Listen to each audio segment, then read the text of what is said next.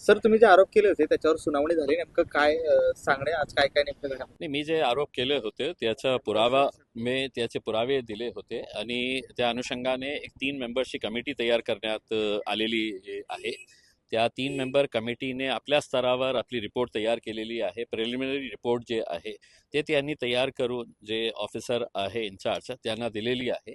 ते प्रत आम्हाला मिळालेली नाही आहे. ते मिळाल्यानंतर त्यांच्या इनिशियल रिपोर्टमध्ये काय आलेलं आहे ते बघून मग पुढची तारीख देण्यात आलेली आहे.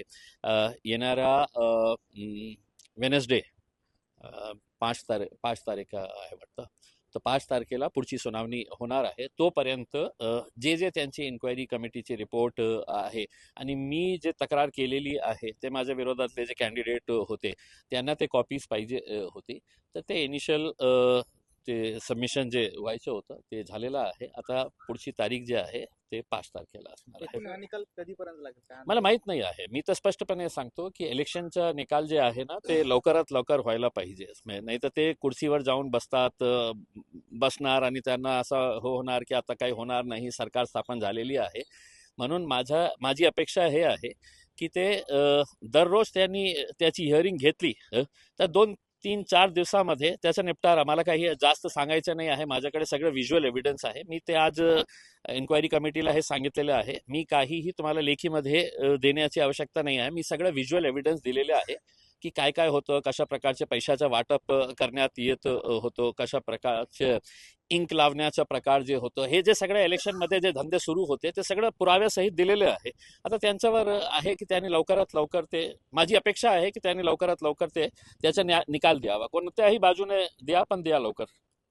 सर, विषय असा दुसरा असा की जे काही महाविकास आघाडीचे जे काही पक्ष आहेत, घटक पक्ष आहेत, त्यांनी ईव्हीएम वर मोठा आरोप केलाय आणि ते त्या विरोधात म्हणजे अ, एक मोठी चळवळ करण्याच्या प्रक्रियेत आहेत. तुम्हाला काय वाटतं ईव्हीएमच्या बाबतीत आणि तुम्ही नाही, मोदी साहेबांचा खूप प्रेम आहे ईव्हीएम मशीनवर. ते त्यांचा एक खूप जवळचा संबंध आहे ईव्हीएम मशीनवर. लोकांना जे नाही पाहिजे तर तुम्ही बळजबरी कशाला करता? म्हणजे लोकशाही आहे आणि लोकशाहीमध्ये लोकांना ईव्हीएम मशीन नाही पाहिजे. पण फक्त ईव्हीएम मशीन तुमच्या फायद्यासाठी तुम्ही वापरत असेल तर तुम्ही फेकून द्या ना. म्हणजे तसंही ईव्हीएम मशीनच्या अगोदर बॅलेट पेपरवर अनेक वर्ष निवडणूक झालेली आहे ना. मग आपण का जबरदस्ती करत आहे की नाही, आम्ही सांगत आहे तुम्हाला ईव्हीएम मशीनचा वापरच करायचा आहे. लोकांचा विश्वास नाही आहे त्याच्यावरच. तर तुम्ही फेकून द्या. एक इलेक्शन विदाऊट ईव्हीएमचा करून बघा, मग कळेल तुम्हाला किती ताकद आहे तुमची. पण कोर्ट म्हणतंय की लोकसभेच्या निवडणुकीमध्ये महाविकास आघाडीला ज्या काही जागा मिळाल्या होत्या त्यावेळेस तुम्हाला ईव्हीएम चाललं, मग आता का तुमच्या विरोधात बघा, गेलं? या निवडणुकीमध्ये ज्या प्रकारचे इलेक्शनचे रिझल्ट आलेले आहे ते बघता आपल्याला कळेल की म्हणजे खूप सारे असे कॉन्स्टिट्युएन्सीज आहेत त्याचा निकाल जे आलेला आहे ते खूप संशयास्पद आहे. म्हणजे कुठेतरी एक गावामध्ये 300 मतं झालेले आहे, 300 वोटिंग झालेली आहे, निकाल 600चा आलेला आहे. एक कॅन्डिडेट आहे तो म्हणतो कमीत कमी माझ्या परिवारातले 4 मतं तर काउंट करा. माझ्या बायकोचा, माझ्या आईचा, माझ्या मुलगाचा, माझा स्वतःचा, ते मतं आम्ही 4 लोकांचाच बोलतो. तर ते दोन मतं ही भाजपने आपल्या खिशात टाकलेलं आहे. ते स्वतः त्यांची आई म्हणतं. असे अनेक असे प्रकरण आहे की ज्याच्यामध्ये क्वेश्चन मार्क निर्माण होतो. तर लोकांना नाही पाहिजे ना. मग कोर्टानेही सांगा ना. कोर्टाचाही काय इंटरेस्ट आहे की नाही, मोदी साहेब म्हणत आहे की ईव्हीएम मशीन, तर नाही, ईव्हीएम मशीनवरच होणार. लोकशाही आहे. लोकशाहीमध्ये जे लोकांना पाहिजे ते लोकांना आपल्याला द्यायला पाहिजे. मवियानं जर का लढा उभारला तर तुम्ही सहभागी होणार आहात? 100% आम्ही कारण त्याचा शिकार आम्ही पण झालेलो आहे साहेब.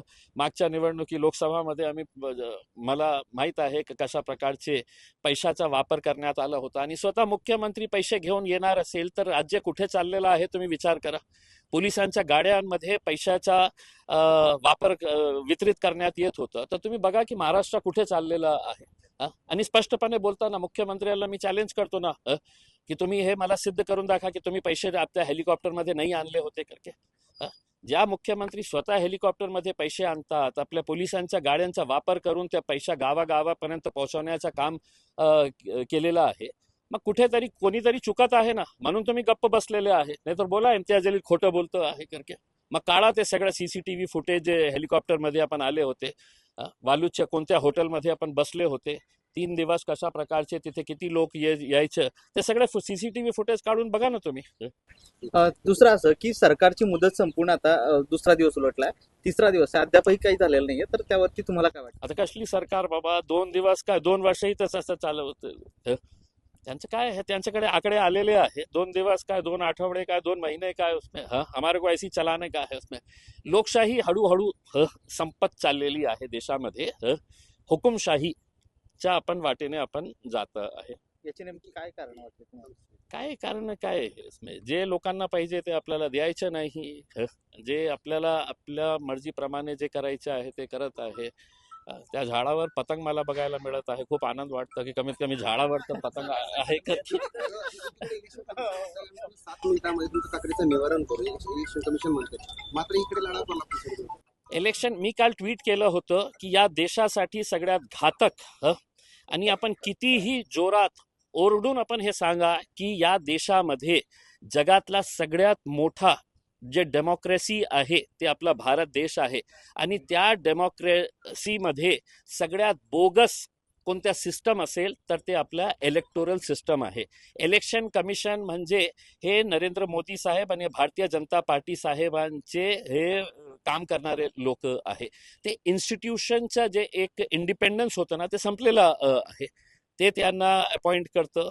मग कोण त्यांच्या विरोधात जाणार तुम्ही सांगा ना मला.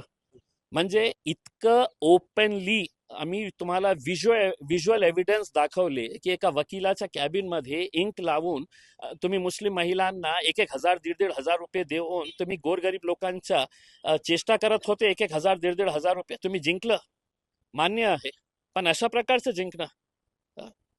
तुम्ही दलित वस्त्यांमध्ये कशा प्रकारच्या पैशाचा वापर करत होतो ते हे सगळं व्हिज्युअल एव्हिडन्स असून सुद्धा कसली इन्क्वायरी करायची आहे आणि इम्तियाज जलीलला कशाला तुम्हाला हे एव्हिडन्स द्यायचे आहे. काय तुमचे डोळे झाकलेले होते का? तुम्हाला माहित नाही होतं का? सगळं पोलिंग स्टेशन्सवर तुम्ही CCTV फुटेज लावलेले आहे.